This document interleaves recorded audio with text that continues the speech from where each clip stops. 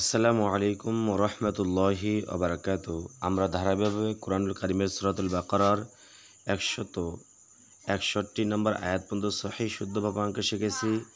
এবার আমরা 62 নম্বর আয়াত এবং 63 নম্বর আয়াত সহিহ শুদ্ধভাবে অঙ্ক শিখব ইনশাআল্লাহ।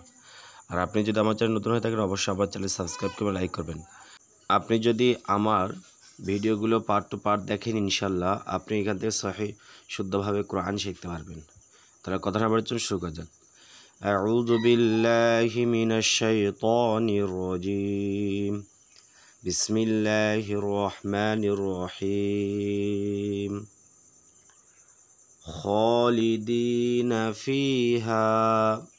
খ খারা জবর খ, এক আলিফ টান, খাদু রয়েছে, লাম জেরলি, খলি, দালিয়াজের দি, জেরের বাম পাশে জজমলা ইয়া, এক আলিফ টান। যদি জেরে বাম পাশে জজমলা ইয়া থাকে সেখানে আমরা এক আলিফ টান পড়বো। নুন জবর না, তাহলে খ এক আলিফ, দি এক আলিফ, তাহলে বলবো খলিদিনা, খলিদিনা, খলিদিনা। ফায়াজের ফি, হালিজর হা।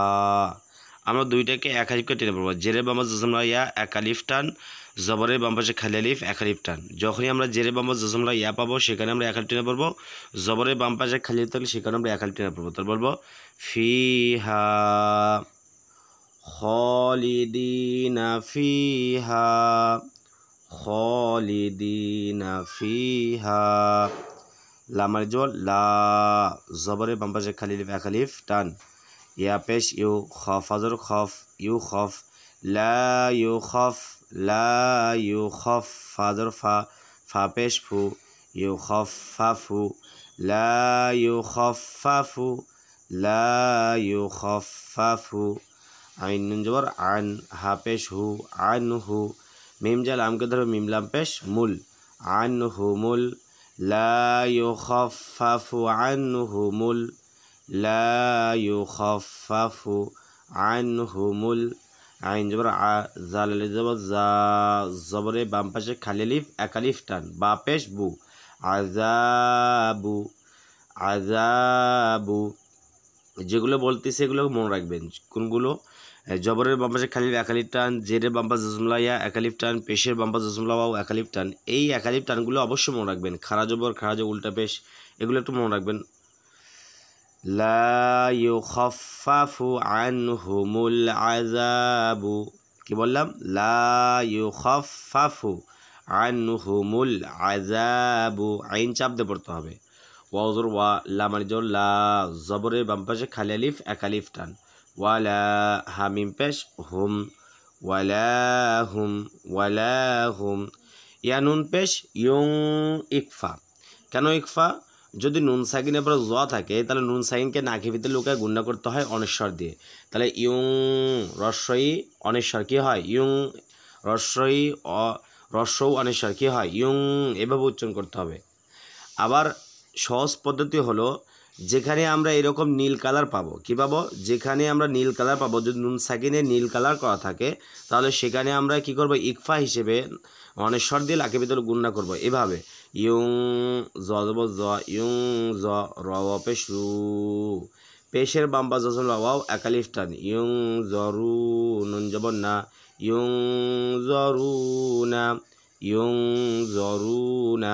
এখন যদি আমি অক্ফ করি, অক্ফ মানে থেমে পড়া, যে থেমে পড়ি, তাহলে নুনের উপর সাকিন দিতে হবে আর রুটাকে আমরা তিন আলিফ টেনে নুনকে ধরবো। এভাবে ইউং জরুন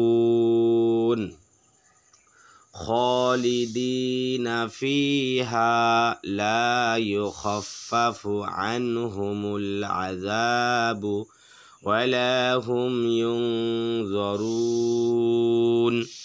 এরপর আসুন ওয়াউজর ওয়া, হামজাজের ই, ওয়া ই, লাম খারা জবর লা, যেখানে খারা জবর সেখানে আমরা এক আলিফ টেনে পড়বো। হা পেশ হু, ওয়া ইলাহু, ওয়া ইলাহু। কাবজা মিমকে তো মিমে জজম রয়েছে, আর এটাকে জজমওয়ালা হরফ ডান দিকে হকতের সঙ্গে একত্রে একবার মিলে পড়তে হয়। তাহলে বলবো ওয়া ইলাহুকুম, ওয়া ইলাহুকুম, ওয়া ইলাহুকুম। হামজাদার ই, লাম খারা জবর লা, ইলা, ইলা। হাওয়াও দুই পেশ হু, ইদগামে বাগুন না, অর্থাৎ যেখানে এইরকম সবুজ কালার থাকবে সেখানে আমরা সেখানে আমরা গুণাক্ষর পড়ব, মানে এক হরফ আরেক হরফকে ধরবে এবং গুণা করে উচ্চারণ করতে হবে।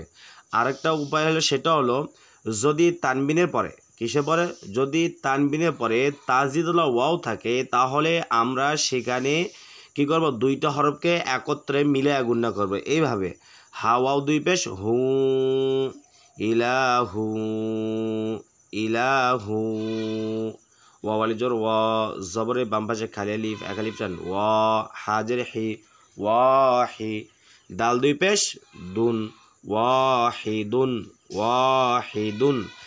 এখানে দেখেন লাল দাগ, লাল চিহ্ন দেওয়া আছে, লাল রং করা রয়েছে, তাহলে এটা হলো কলকলা হরফ। কখন কলকলা হরফ হবে, যখন আমি এখানে ওয়াকফ করব, কখন থেমে পড়ব, আর থেমে পড়লে অবশ্যই সাকিন দিতে হবে, দালের উপর সাকিন দেব আর ওয়াকফ করবো এবং হাদা জালকে ধরবে এবং ধাক্কা দিয়ে পড়তে হবে। তা বলবো ওয়াহিদ, ওয়াকফ করলে ওয়াহিদ, ওয়া ইলাহুকুম ইলাহু ওয়াহিদ, ওয়া ইলাহুকুম ইলাহু ওয়াহিদ।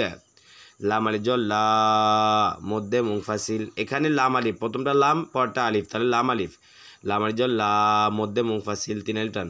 যদি কোনো হরফের চিকন চিহ্ন বা আমি লম্বা হামজা থাকে সেখানে আমরা টেনে পড়বো 3 আলিফ, তারপর বলবো লা, হামজাজের ই, লাম খারা যাব লা, যেখানে খারা যাবো সেখানে 1 আলিফ, লা ইলা, হা জবর হা, লা ইলাহা লা ইলাহা, হামজা লামজের ইল্লা মালিজল লা ইল্লা ইল্লা, লা ইলাহা ইল্লা, হা পেশ হু, ওয়াও রজবর ওয়ার, হুয়ার হুয়ার হুয়ার, ওয়াওদের রকে ধরবে তাজদিদ রয়েছে, তাজদিদ হরফ দুইবার উচ্চারণ করতে হবে, রা হাজবর রাহ, হুয়ার রাহ হুয়ার রাহ, বাতাস ছেড়ে দিয়ে রাহ, মিম খারা যাবর মা, 1 আলিফ টান, যেখানে খারা যাবো সেখানে 1 আলিফ টান, হুয়ার রাহমা হুয়ার রাহমা, নুন যা রকে দেবে নুন রা পেশ নূর, হুয়ার রাহমানুর হুয়ার রাহমানুর,